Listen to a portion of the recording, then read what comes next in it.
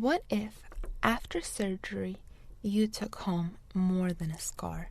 An invisible sleeping giant awakened by the slice of a scalpel.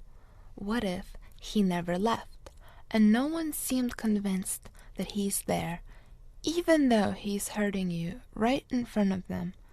Pain is the number one reason that patients are readmitted to the hospital the same day after their outpatient surgery. Some pain lingers only to mingle with healing, but other types stay uninvited for months, if not years, after the surgery. But how do we find those harboring the unwelcome visitor? The first, and perhaps the most complicated step, is diagnosing post-operative pain.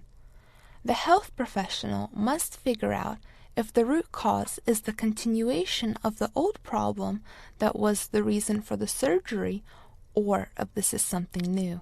And if it is something new, if it is related to the surgery. Generally, the pain must begin after the surgery and continue for at least 2 months. But we must always be careful to not assume that there is only one cause for the pain, or that there is only one type of pain. Why does it hurt? The main reason has always been thought to be cut nerves. After surgery, the nerves may swell, causing pain, or the severed nerve fibers can release chemicals into the surrounding tissue, which also leads to pain.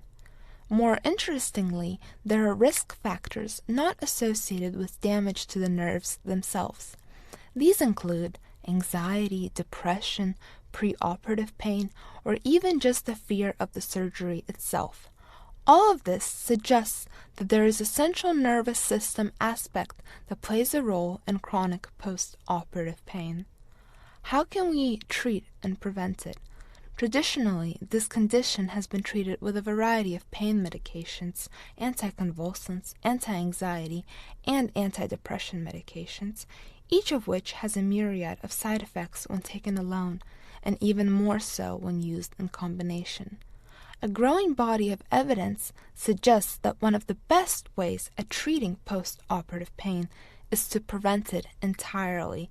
This can be achieved in a number of ways, such as a nerve block in addition to a general anesthetic during surgery, or the administration of pain medicine prior to the surgery so that the patient is not in any pain when they're put to sleep. The distinction between the two is that anesthesia removes the sensation of pain, while analgesia removes the pain itself.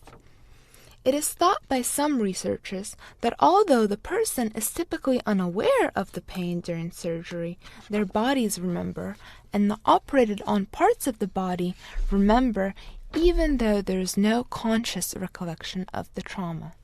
Often, it takes people many years to successfully manage their pain. Many have trouble getting a diagnosis or a sufficient quantity of medication because of fear of pill-seeking individuals, especially in hospitals and clinics that primarily service low-income communities.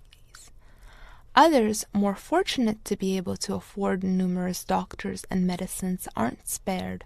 There is an immense difficulty in pinpointing a specific molecular mechanism or potentially a combination of mechanisms through which this condition arises, so treatment may be trial and error until a correct balance is achieved. Lastly, this pain can go on for years. With passing time, friends and relatives may increasingly write off the individual because of their invisible condition, which is so easy to dismiss as emotional in nature. It is so important to put this monster back to sleep pain-free.